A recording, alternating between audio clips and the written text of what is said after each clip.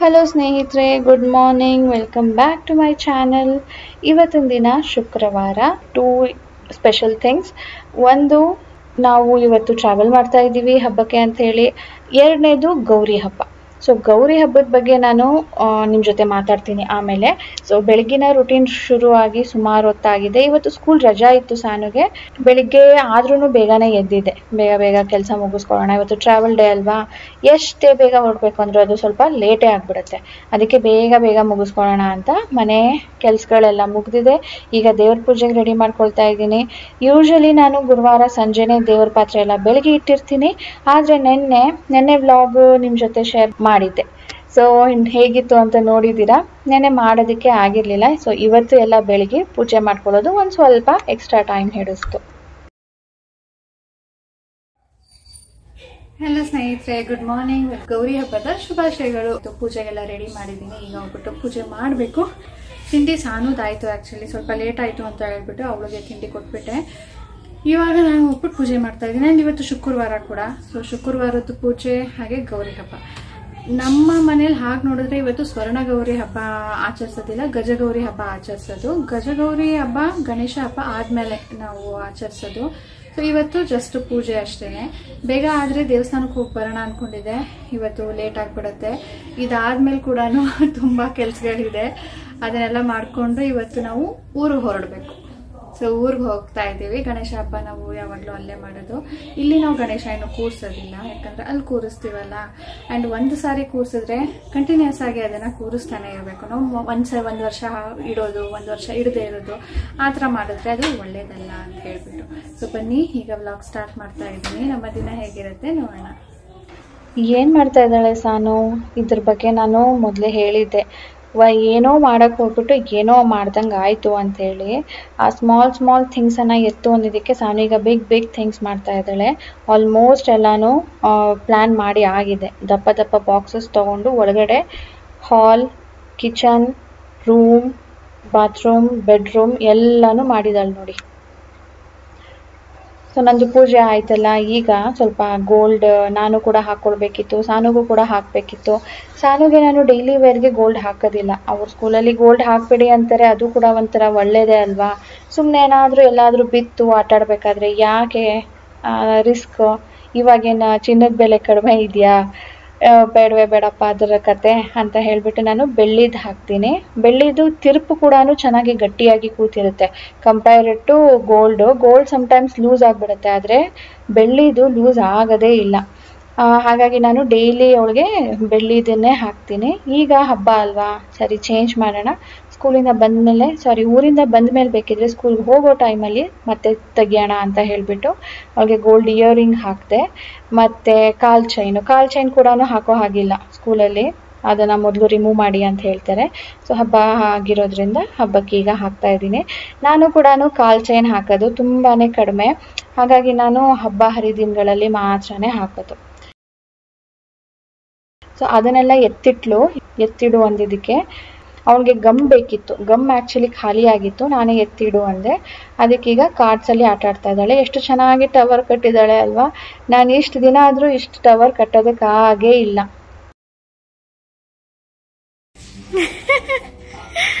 ಬೇಕು ಅಂದಾಗ ಬೀಳಲ್ಲ, ಬೇಡದೇ ಇದ್ದಾಗ ಬೀಳುತ್ತೆ.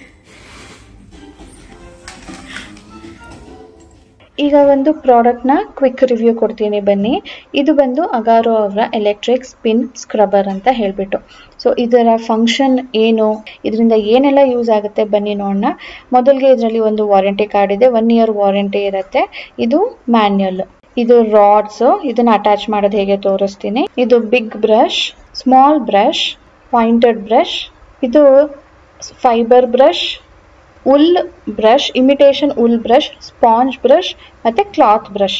ಇದನ್ನೆಲ್ಲ ಅಟ್ಯಾಚ್ ಮಾಡೋದಕ್ಕೆ ಒಂದು ಹೆಡ್ ಇದಕ್ಕೆ ನಾವು ಈ ಸ್ಪಾಂಜ್ ಮತ್ತು ಫೈಬರ್ದೆಲ್ಲ ಏನಿದೆಯೋ ಅದಕ್ಕೆ ವೆಲ್ಕ್ರೋ ಇರುತ್ತೆ, ಈಸಿಯಾಗಿ ಅಂಟ್ಕೊಳ್ಳುತ್ತೆ.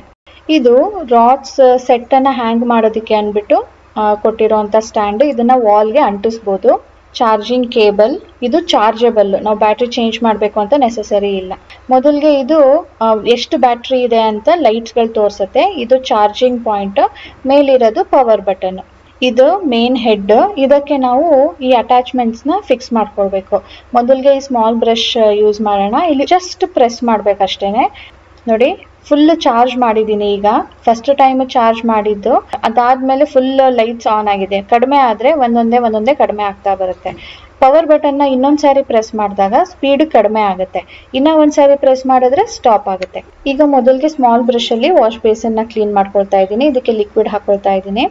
ರೆಗ್ಯುಲರ್ ಆಗಿ ಕ್ಲೀನ್ ಮಾಡೋರ್ಗೆ ಗೊತ್ತಿರುತ್ತೆ ಇದರಿಂದ ಅವ್ರಿಗೆ ಎಷ್ಟು ಕೈ ನೋವುತ್ತೆ ಅಂದ್ಬಿಟ್ಟು. ಇದನ್ನ ಒಂದು ಸಾರಿ ಪ್ರೆಸ್ ಮಾಡಿದಾಗ ಫುಲ್ ಸ್ಪೀಡಲ್ಲಿ ಆನ್ ಆಗುತ್ತೆ, ಇನ್ನೊಂದ್ ಸಾರಿ ಪ್ರೆಸ್ ಮಾಡಿದಾಗ ಇದು ಸ್ವಲ್ಪ ಲೋ ಆಗುತ್ತೆ.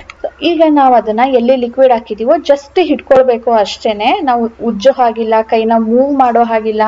ಅದೇನೆ ಎಷ್ಟು ಸಾರಿ ತಿರುಗ್ತಾ ಇದೆ ನೋಡಿ. ಸೊ ನೀವೇ ಇಮ್ಯಾಜಿನ್ ಮಾಡ್ಕೊಳ್ಬಹುದು ಅದು ಅಷ್ಟು ಸಾರಿ ತಿರುಗ್ತಾ ಇರೋದ್ರಿಂದ ಎಷ್ಟು ಕ್ಲೀನ್ ಆಗಿರತ್ತೆ ಅಂತ ಹೇಳ್ಬಿಟ್ಟು. ಅದು ಸ್ಮಾಲ್ ಬ್ರಷ್ ತೆಗೆದ್ಬಿಟ್ಟು ಪಾಯಿಂಟೆಡ್ ಬ್ರಷ್ ಅನ್ನ ಹಾಕೊಳ್ತಾ ಇದ್ದೀನಿ. ಯಾಕಂದ್ರೆ ನಲ್ಲಿ ಅಕ್ಕಪಕ್ಕ, ನಲ್ಲಿ ಹಿಂದೆ ಎಲ್ಲಾನು ಅದರಲ್ಲಿ ವಾಶ್ ಮಾಡೋದಕ್ಕೆ ಆಗಿರ್ಲಿಲ್ಲ. ಎಲೆಕ್ಟ್ರಿಕ್ ಹ್ಯಾಂಡ್ ಸೆಟ್ ಆಗಿರೋದ್ರಿಂದ ಸ್ವಲ್ಪ ಕೇರ್ಫುಲ್ ಆಗಿ ನೀರು ಬೀಳದೇ ಇರೋ ರೀತಿಯಲ್ಲಿ ಕ್ಲೀನ್ ಮಾಡ್ಕೊಳ್ಬೇಕಾಗತ್ತೆ. ನಲ್ಲಿ ಕೆಳಗಡೆ ಜಸ್ಟ್ ಆನ್ ಮಾಡಿ ಬಿಟ್ರೆ ಕ್ಲೀನ್ ಆಗುತ್ತೆ. ಇಲ್ಲ ನಿಮ್ಗೆ ನೀರು ಬೀಳುತ್ತೆ ಅಂತ ಭಯ ಆಗುತ್ತೆ ಅನ್ನೋ ಹಾಗಿದ್ರೆ ಆ ಬ್ರಷ್ ಅನ್ನ ತೆಗೆದು ಇಟ್ಟಿದೀವಲ್ವಾ, ಅದನ್ನೇ ಡೈರೆಕ್ಟ್ ಟ್ಯಾಪ್ ಕೆಳಗಡೆ ವಾಶ್ ಮಾಡ್ಕೊಳ್ಬಹುದು. ಆಗ್ಲೇ ರಾಡ್ ತೋರಿಸಿದ್ದೆ ಅಲ್ವಾ, ಅದನ್ನ ಅಟ್ಯಾಚ್ ಮಾಡ್ಕೊಳ್ತಾ ಇದ್ದೀನಿ. ಇದು ಫ್ಲೋರ್ ಕ್ಲೀನಿಂಗ್ ಮಾಡೋದಕ್ಕೆ. ಯಾರಿಗೆ ಬಗ್ಗಿ ಮಾಡೋದಕ್ಕಾಗೋದಿಲ್ಲ, ಕೂತ್ಕೊಂಡು ಮಾಡೋದಕ್ಕಾಗೋದಿಲ್ಲ, ನಿಂತ್ಕೊಂಡೇ ಮಾಡಬೇಕು ಅಂತಾರೋ ಅಂಥವ್ರು ಕೂಡ ಇದನ್ನ ಯೂಸ್ ಮಾಡ್ಬೋದು. ಇದು ಎಕ್ಸ್ಟೆಂಡಬಲ್ ಕೂಡ, ನೀವು ಎಷ್ಟು ಬೇಕೋ ಅಷ್ಟು ಉದ್ದ ಮಾಡ್ಕೊಳ್ಬಹುದು. ಮುಂದೆ ಲಾಕಿಂಗ್ ಸಿಸ್ಟಮ್ ಇದೆ, ಅದನ್ನ ಓಪನ್ ಮಾಡೋದು ಕ್ಲೋಸ್ ಮಾಡೋದು ಇದೆ. ಸೊ ಲಿಕ್ವಿಡ್ ಹಾಕೊಂಡು ಇದನ್ನ ಜಸ್ಟ್ ನಾವು ಸ್ವಲ್ಪ ಪ್ರೆಸ್ ಮಾಡಿ ಇಟ್ಕೊಳ್ಬೇಕಾಗತ್ತೆ. ಇಲ್ಲ ಅಂದ್ರೆ ಅದು ತುಂಬಾನೇ ಫಾಸ್ಟ್ ಆಗಿ ತಿರುಗ್ತಿರುತ್ತಲ್ವಾ, ಅದು ತುಂಬಾ ಬೇಗ ಫಾಸ್ಟ್ ಆಗಿ ಮೂವ್ ಆಗ್ತಾ ಇರುತ್ತೆ. ಈಗ ಬನ್ನಿ ಕಿಚನ್ ಟೈಲ್ಸ್ ಅನ್ನ ಕ್ಲೀನ್ ಮಾಡೋಣ. ಇಲ್ಲಿ ನೋಡ್ಬೋದು ಅಲ್ಲಲ್ಲಿ ಸ್ವಲ್ಪ ಕಲೆಗಳಿರೋದು. ನಾನು ಇದಕ್ಕೀಗ ಸ್ವಲ್ಪ ಡಿಟರ್ಜೆಂಟ್ ಕೂಡ ಹಾಕಿದ್ದೀನಿ. ಬಟ್ ಸ್ಟಿಲ್ ಅಲ್ಲಿ ಮಧ್ಯ ಹೇಗೆ ಎಣ್ಣೆದು ಜಿಡ್ಗಳಿದೆ ಅಂತ ನೋಡ್ಬೋದು. ನೋಡಿ ಇಲ್ಲೆಲ್ಲ. ಇದಕ್ಕೂ ಕೂಡ ನಾನು ಸ್ಮಾಲ್ ಬ್ರಷ್ ಅನ್ನ ಯೂಸ್ ಮಾಡ್ತಾ ಇದ್ದೀನಿ.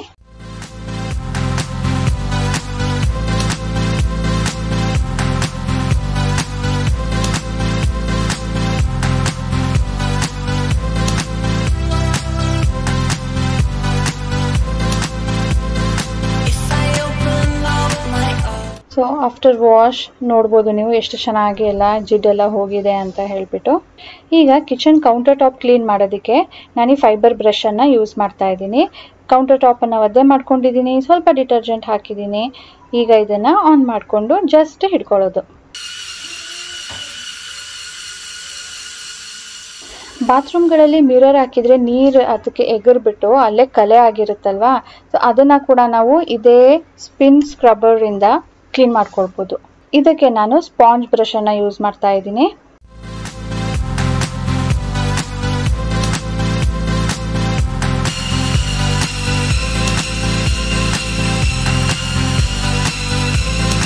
ತುಂಬಾ ನೀಟಾಗಿ ಕ್ಲೀನ್ ಆಗಿತ್ತು. ಫುಲ್ ಮಿರರ್ ಅಂತೂ ಶೈನಿಂಗ್ ಹೊಡಿತಾ ಇತ್ತು. ಈಗ ಮಿರರ್ ಮೇಲೆ ನೀರಿದೆ, ಆ ನೀರು ಹಾಗೆ ಬಿಟ್ರೆ ಕಲೆ ತರ ಕಾಣುತ್ತಲ್ವಾ, ಅದಕ್ಕೆ ಅದನ್ನ ಒರೆಸೋದಕ್ಕೆ ಅಂತ ಹೇಳ್ಬಿಟ್ಟು ಈ ಸಾಫ್ಟ್ ಕ್ಲಾತ್ ಬ್ರಷ್ ಅನ್ನ ಯೂಸ್ ಮಾಡ್ತಾ ಇದ್ದೀನಿ. ಇದು ಮಲ್ಟಿಪರ್ಪಸ್ ಆಗಿ ನಾವು ಯೂಸ್ ಮಾಡ್ಬೋದು. ಇದ್ರ ಲಿಂಕ್ ನಾನು ಡಿಸ್ಕ್ರಿಪ್ಷನ್ ಇಟ್ಟಿರ್ತೀನಿ, ನಿಮ್ಗೆ ಇಂಟ್ರೆಸ್ಟ್ ಇದ್ರೆ ಪ್ಲೀಸ್ ಚೆಕ್ ಮಾಡಿ ಸ್ನೇಹಿತರೆ. ಈಗ ಸ್ನೇಹಿತರೆ ತಿಂಡಿ ಮುಗಿಸಿ ಬಂದು ಪ್ಯಾಕಿಂಗಿಗೆ ರೆಡಿ ಮಾಡ್ಕೊಳ್ತಾ ಇದ್ದೀನಿ. ಎಲ್ಲಾನು ಆಲ್ಮೋಸ್ಟ್ ಬೆಳಗ್ಗೆಯಿಂದ ನೆನಪಾಗ್ತಾ ಇದ್ದಂಗೆನೆ ತೆಗೆದು ಇಟ್ಟಿದ್ದೀನಿ. ಲೈಕ್ ಮೇಕಪ್ ಪೌಚಸ್ ಎಲ್ಲಾನು ರೆಡಿ ಮಾಡಿದ್ದೀನಿ, ಸಣ್ಣದ ಆಕ್ಸೆಸರೀಸ್ ಎಲ್ಲಾನು ಹಾಕೊಂಡಿದ್ದೀನಿ. ಈಗ ಬಟ್ಟೆಗಳನ್ನೆಲ್ಲಾನು ತೆಗೆದಿಟ್ಟಿದ್ನಲ್ಲ ಅದನ್ನ ಬ್ಯಾಗ್ಗೆ ಹಾಕೊಳ್ಬೇಕು, ಫೈನಲ್ ಮಾಡಬೇಕು. ಅಂದರೆ ಯಾವ್ದ್ಯಾವುದು ಇದೆಯೋ ಎಲ್ಲಾನು ತೆಗೆದಿಟ್ಬಿಟ್ಟಿದ್ದೀನಿ. ಈಗ ಅದರಲ್ಲಿ ಫೈನಲ್ ಮಾಡಿ ಸ್ವಲ್ಪ ಹಾಕೊಳ್ಬೇಕು ಬ್ಯಾಗಲ್ಲಿ.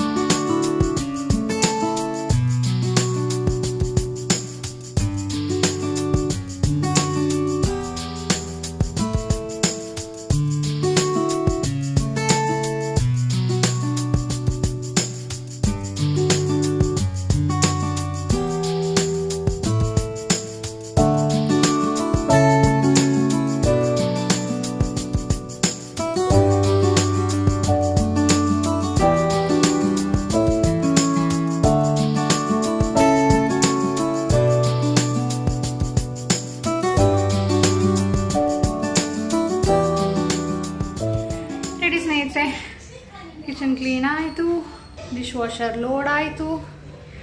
ರಾಜೇಶ್ ಲಾಸ್ಟ್ ಒಂದು ಟೀ ಕುಡಿತಾ ಇದ್ದಾರೆ. ಅವ್ರು ಊಟ ಮಾಡಿಲ್ಲ. ಅವರು ಊಟ ಮಾಡಿದ್ದು ತಿಂಡಿ ಮಾಡಿದ್ದೇನೆ ಲೇಟು, ಅದಕ್ಕೆ ಅವ್ರು ಇಷ್ಟು ಬೇಗ ಮಾಡೋದಿಲ್ಲ ಊಟ.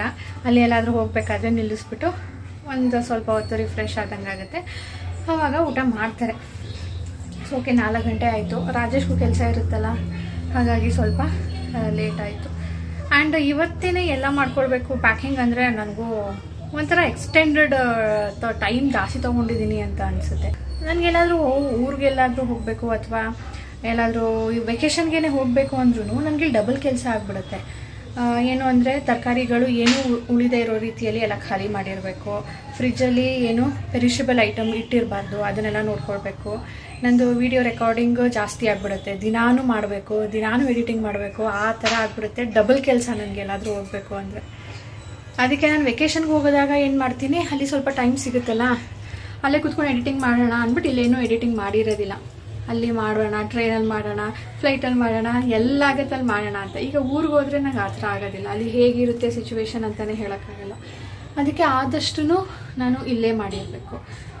ಹಾಗಾಗಿ ಸ್ವಲ್ಪ ನನಗೆ ಒಂದು ದಿನ ಮುಂಚೆ ಟೈಮ್ ಸಿಗೋದಿಲ್ಲ ಪ್ಯಾಕಿಂಗ್ ಮಾಡ್ಕೊಳ್ಳೋದಕ್ಕೆ. ಇಲ್ಲ ಅಂದರೆ ನಾನು 3 ದಿನ ಮುಂಚೆ ಪ್ಯಾಕಿಂಗ್ ಮಾಡ್ತಾ ಇದ್ದಿದ್ದು. ಈಗ ಹಿಂಗಾಗಿದೆ. ಆಯಿತು, ರಾಜೇಶ್ ಆಯಿತು ಟೀ, ರೆಡಿ ಟು ಲೀವ್. ಗಿಡ ಇದಾಗೋಯ್ತು, ಪಾರಿವಾಳ ಬಂದು ಕಟ್ ಮಾಡಿಬಿಡ್ತು. ಪಾರಿವಾಳ ಬರ್ತಾ ಇದೆ, ಮೊಟ್ಟೆ ಇಡಕ್ಕೆ ರೆಡಿ ಆಗ್ತಾ ಇದೆ. ನೀವು ಬಂದೋಬಸ್ತು ಮಾಡಬೇಕು. ಊರಿಂದ ಬಂದೋಬಸ್ತು ಮಾಡುವ. ಇದನ್ನೆಲ್ಲ ಒಳಗಡೆ ಇರಬೇಕು.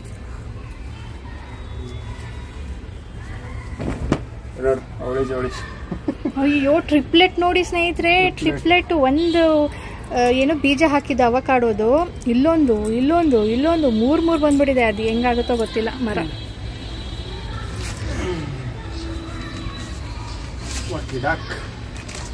ನಡೀರಿ, ನಮ್ಮ ತೋಟಕ್ಕೆ ತಗೋಬೇಕು. ನಮ್ಮ ಅಪ್ಪನ ಇರ್ತಾರೆ. ಯಾಕಪ್ಪ? ಪರವಾಗಿಲ್ಲ, ಅಗ್ರಿಕಲ್ಚರ್ ಆಗಿಸ್ಬಿಟ್ಟಿದೆಯೋ, ಅಗ್ರಿಕಲ್ಚರಿಸ್ಟ್ ಆಗಿದೆಯೋ.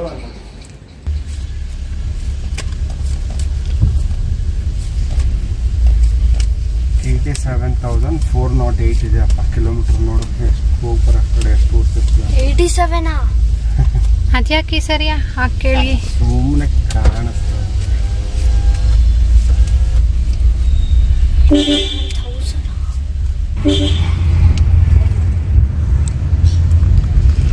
ಕೂತ್ಕೊಂಡು 5 ನಿಮಿಷ ಆಗಲಿಲ್ಲ, ಆಗಲೇ ನಾನು ಕಾರ್ಡ್ ಆಡಬೇಕು. ಹಿಂದೆ ಕೂತ್ಕೊ, ಮನೇಲೆ ಹಿಂದೆ ಕೂತ್ಕೊಂಬಮ್ಮ ಅಂದ್ಕೊಂಡು.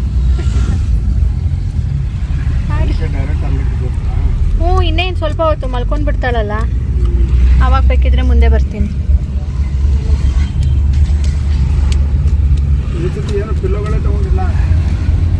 ಪಿಲ್ಲು ಒಂದು ತಗೊಳ್ತಿದ್ವಿ ಅಷ್ಟೇನೆ ಸಾನು ಮಲಗೋದಿಕ್ಕೆ. ಹ್ಞೂ ಸಾನು, ಪಿಲ್ಲೊಂದು ತಗೊಂಡಿಲ್ಲ, ಬ್ಲ್ಯಾಂಕೆಟು ತಗೊಂಡಿಲ್ಲ. ಪಾಪ ಅವಳು ಫುಲ್ ಮೂಡ್ ಆಫ್ ಆಗ್ಬಿಟ್ಟಿದ್ದಾಳೆ ಕಾರ್ ಅಂದ ತಕ್ಷಣನೇ. ಹಂಗಾರೆ ಡಾಡ ಕಾರು ತಗೊಳಂಗಿಲ್ಲ ನಿನ್ಗೆ.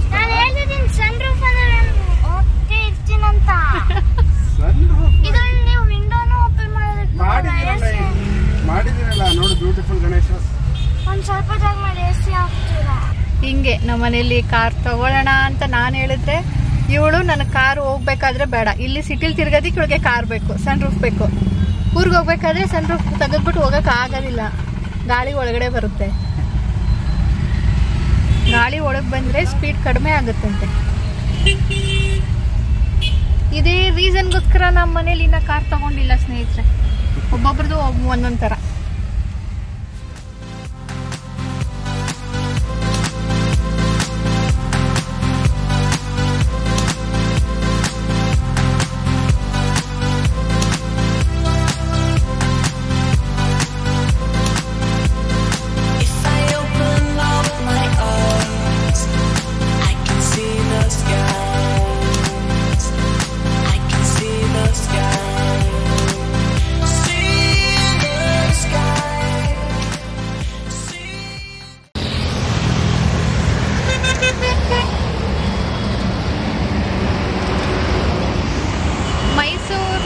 ರೋಡಲ್ಲಿ ಫಸ್ಟ್ ಟೋಲ್ ಪಾಸ್ ಆದ್ವಿ.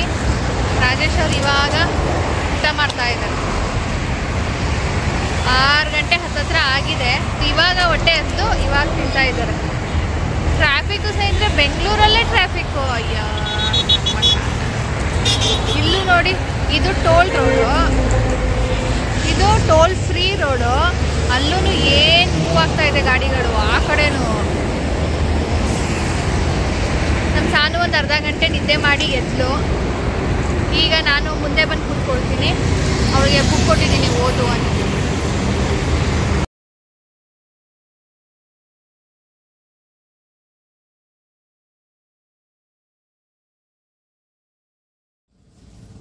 ಸ್ನೇಹಿತರೆ, ರೀಚ್ ಆದ್ವಿ KR ನಗರ್ಗೆ. ಆನ್ ದ ವೇ ನಮ್ಮ ಸಾನು ಅವರು ಆಮ್ಲೆಟ್ ಹಾಕಿದ್ರು. ಈ ಸಾರಿ ಮುಂದೆ ಕುತ್ಕೋ ಅಂದೆ, ಕೂರ್ಲಿಲ್ಲ. ನಿಂಬೆಹಣ್ಣು ತಂದಿದೆ. ಆಮೇಲೆ ಕೆಲವೊಂದು ಯೋಗ ಪೋಸ್ಗಳು ಲಾಸ್ಟ್ ತುಂಬ ದಿನದ ಹಿಂದೆನೂ ಕಳಿಸಿದ್ರಿ, ಅದನ್ನು ಮಾಡಿಸ್ದೆ. ಆದರೂ ಸಾನಿಗೆ ವಾಮಿಟು ನಿಲ್ಲಿಲ್ಲ. ಅಂದರೆ ಜಾಸ್ತಿ ಆಗಿಲ್ಲ, ಚೂರು. ಸಾನಿಗೆ ಆಮ್ಲೆಟ್ ಅಂದರೆ ಗೊತ್ತಿಲ್ಲ. ಈಗ ಇಲ್ಲಿ ಮೆಡಿಕಲ್ ಸ್ಟೋರ್ ಹತ್ರ ನಿಲ್ಸಿದ್ದೀವಿ. ಆ್ಯಕ್ಚುಲಿ ಇವತ್ತು ಮೆಡಿಸಿನ್ ತಗೊಳ್ಳೋದೇ ಮರ್ತೋಯ್ತು. ಒಂದು ತಗೊಂಡಿಲ್ಲ, ಏನೇನು ತಗೊಂಡಿಲ್ಲ. ಎವ್ರಿ ಟೈಮ್ ನಾನು ಸಾನುದು ಸಿರಪ್ಪು, ಟ್ಯಾಬ್ಲೆಟ್ಸು ಎಲ್ಲನೂ ತರ್ತಾ ಇದ್ದೆ. ಒಂದು ಕಡೆ ಬಂದಾಗ ವೆದರ್ ಚೇಂಜ್ ಆಗುತ್ತೆ, ಏನಾದರೂ ಹೆಚ್ಚು ಕಡಿಮೆ ಆದರೆ ಯಾರು ಅವಾಗ ತಕ್ಷಣವೇ ಮೆಡಿಕಲ್ ಸ್ಟೋರ್ಗೆ ಹೋಗಬೇಕು ಅಂದ್ಬಿಟ್ಟು ತೊಗೊಂಡು ಬರ್ತಾ ಇದ್ದೆ. ಇವತ್ತು ಮರ್ತೇ ಹೋಯ್ತು. ರಾಜೇಶ್ ತಲೆನೋವು ಟ್ಯಾಬ್ಲೆಟ್ ಎಲ್ಲೋದ್ರೂ ಇಟ್ಕೊಂಡು ಹೋಗ್ತಾರೆ. ಅವ್ರಿಗೆ ಗಾಡಿ ಓಡಿಸಿದಾಗ ತಲೆನೋವು ಬಂದೇ ಬರುತ್ತೆ ಅಂದ್ಬಿಟ್ಟು ಅದು ಮರೆತುಬಿಟ್ಟೆ. ನಾನು ಗ್ಯಾಸ್ಟ್ರಿಕ್ದು ಡೋಲೋ ತೊಗೊಂಡು ಬಂದಿರ್ತೀನಿ. ಸ್ವಲ್ಪ ಏನಾದರೂ ಮೈಕೈ ನೋವು ಬಂದಿರೋ ತಕ್ಷಣ ತೊಗೊಂಡು ಬಿಡ್ಬೋದಲ್ವ ಅಂದ್ಬಿಟ್ಟು ಏನು ಒಂದು ಟ್ಯಾಬ್ಲೆಟೂ ತೊಗೊಂಡಿಲ್ಲ. ಅದಕ್ಕೆ ಮೆಡಿಕಲ್ ಸ್ಟೋರ್ಗೆ ಹೋಗಿದ್ದಾರೆ. ಇರಲಿ ಸುಮ್ಮನಿರೋ, ಯಾಕೆ ಅವ್ರ ಮನೇಲಿ ಇದೆಯೋ ಇಲ್ವೋ, ಒಂದೊಂದ್ಸಾರಿ ಖಾಲಿ ಆಗಿರುತ್ತೆ, ಅಥವಾ ಮಧ್ಯರಾತ್ರಿ ನಿನ್ಗೇನಾದರೂ ಬೇಕನ್ನಿಸ್ತು, ಯಾಕೆ ಹುಡುಕ್ಬೇಕು ಅಂದ್ಕೊಂಡು ಹೋಗಿದ್ದಾರೆ. ಸಾನು ಹಿಂದೆ ಒಬ್ಬಳೇ ಕೂತಿಯಾಳೆ. ಬಾ ಮುಂದೆ ಅಂದೆ. ತುಂಬ ಜಾಗ ಇಲ್ಲ, ಇಲ್ಲಿ ಜಾಗ ಇದೆ. ಯಾಕೆ ಬೇಕು ತುಂಬ ಜಾಗ ನಿಂಗೆ? ನೋಡಿ, ಈಗ ಕೂತ್ಕೊಳ್ಳೋಕ್ಕಾಗೋದಿಲ್ಲ. ಇನ್ನೇನು ಮಾಡೋಣ ಹೇಳಿ. ನಮ್ಮ ಸಾನಿಗೆ AC ಹಾಕಂಗಿಲ್ಲ. ಕಿಟಕಿ ತೆಗೆದ್ರೆ ರಾಜೇಶ್ಗೆ ಶಬ್ದ, ಮಾತಾಡೋಕ್ಕಾಗೋದಿಲ್ಲ. ನಾವು ಜೋರಾಗಿ ಮಾತಾಡಬೇಕು, ಕೇಳಿಸೋದಿಲ್ಲ, ಗಾಳಿ ತುಂಬ ಏನೋ ಇದೆ. ಈಗ ಟೈಮು 8:45. ಇನ್ನೇನು 5 ನಿಮಿಷ ಮನೆಗೆ ತಲುಪ್ತೀವಿ.